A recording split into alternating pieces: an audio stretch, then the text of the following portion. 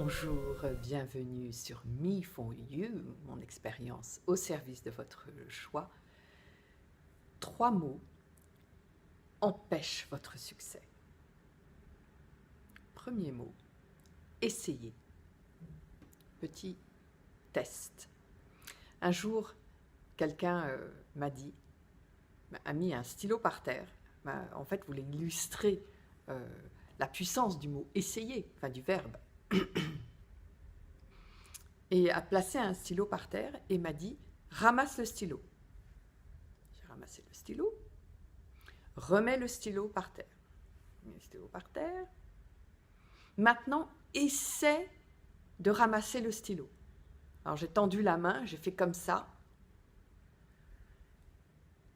Et il m'a regardé et il a dit « tu vois que quand tu dis « essaie », tu ne le fais pas ».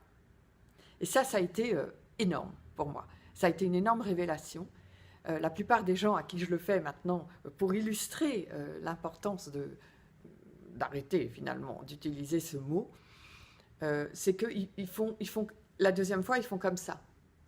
Ben, je dis non, là tu l'as pris, le stylo. Et là, ils se rendent compte que quand ils disent « essayer », en fait, ils ne vont pas le faire. Donc, c'est dû à quoi tout ça? Donc ça c'est du domaine de la PNL, ce qu'on appelle la PNL, la programmation neurolinguistique. Il y aura des liens sous cette vidéo, vous trouverez des liens sous cette vidéo pour aller continuer votre exploration. C'est à voir avec la neuroscience, avec comment notre cerveau fonctionne. Si on donne à notre cerveau l'ordre d'essayer, il va essayer, il ne va pas le faire. Voilà pourquoi il est important d'éliminer certains mots de notre vocabulaire. Deuxième mot, compliqué. Combien de fois est-ce que vous entendez, est-ce que vous dites peut-être le mot compliqué? D'abord, j'ai envie de dire, quand quelqu'un me répond « ça va être compliqué », c'est compliqué, la situation. D'abord, j'ai envie de dire, ça veut dire quoi compliqué? Déjà.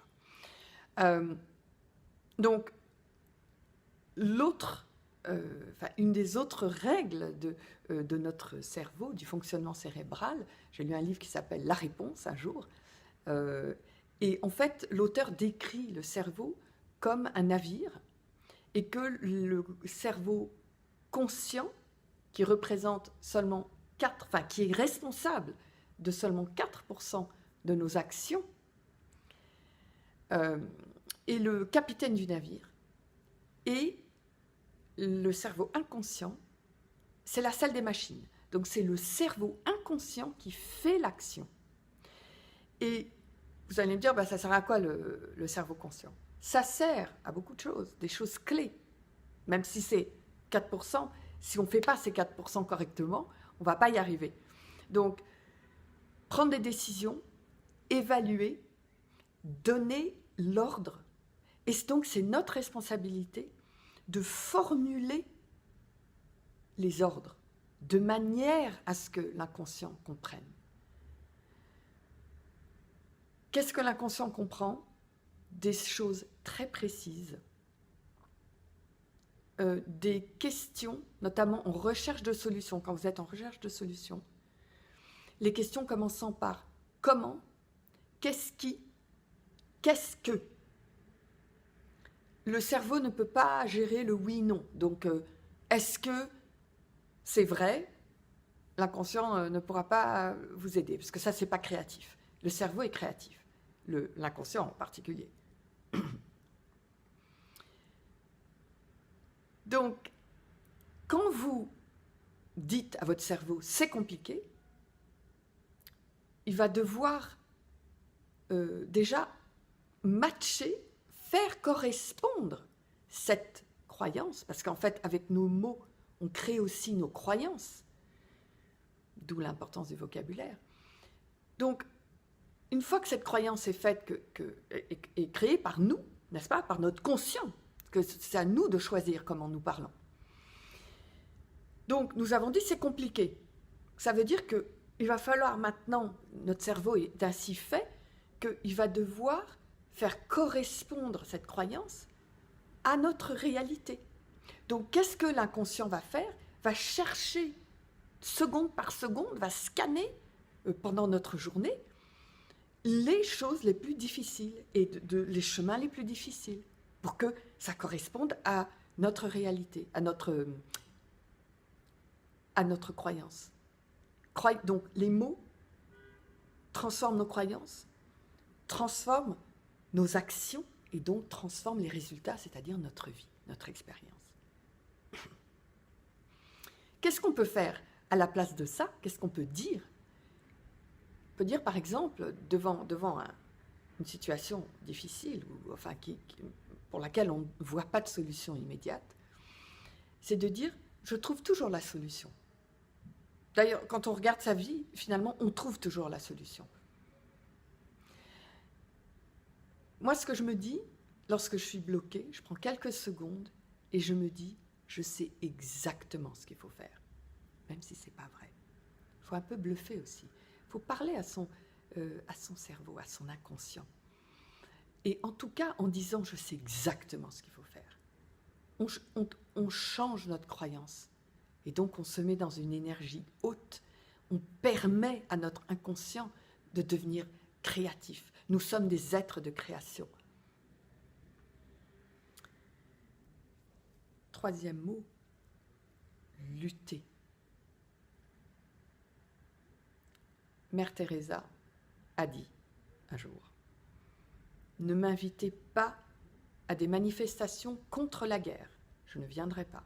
En revanche, organisez une manifestation pour la paix et je viendrai. » Elle avait compris le fonctionnement du cerveau humain et en tout cas de la nature humaine. Peut-être qu'elle n'avait pas étudié la neuroscience. En tout cas, elle avait bien vu. L'idée, c'est que ça correspond à une des lois de l'univers, que tout ce contre quoi nous luttons, nous le fortifions. Et c'est aussi une loi de notre biologie et de notre mécanique, de notre squelette. Qu'est-ce qui fortifie nos os? Qu'est-ce qui constitue la force de notre squelette?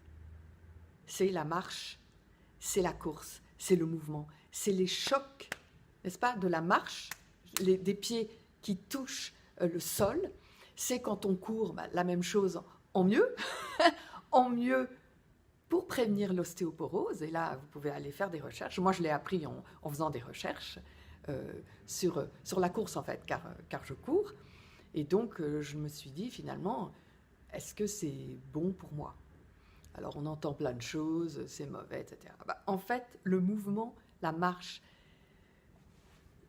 c'est ça, c'est la résistance, en fait, de nos os contre le sol qui fabrique la puissance de notre squelette et de notre système osseux. Qu'est-ce qu'on peut dire à la place de ça?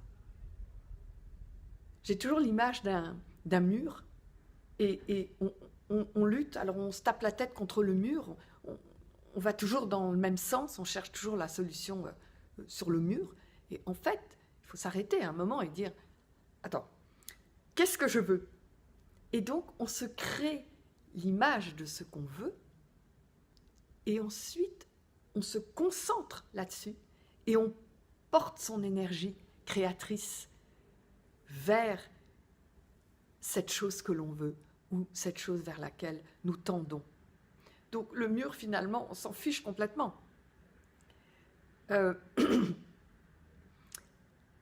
Donc, j'espère que vous avez compris que ces trois mots, l'idée, c'est de les prendre, les jeter par la fenêtre. On n'en a plus besoin.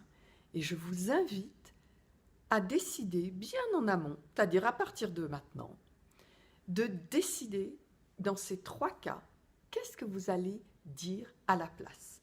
Et ça, c'est stratégique. C'est-à-dire, ça ne vient pas comme ça, puisque comme ça, vous allez dire les mots, puisque c'est comme ça que vous parlez d'habitude. L'idée, c'est de changer notre langage consciemment. Et ça, nous pouvons faire. Ça ne coûte pas 30 millions d'euros ou de dollars. Ça, c'est pas difficile, c'est une décision. Toujours une décision. Est-ce qu'on a envie de changer sa réalité, de changer ses croyances et enfin de créer ce dont nous rêvons, ce pourquoi nous sommes faits? J'espère que cette vidéo vous aide. Merci de l'avoir suivi, merci de liker et de vous abonner et de partager. À très vite.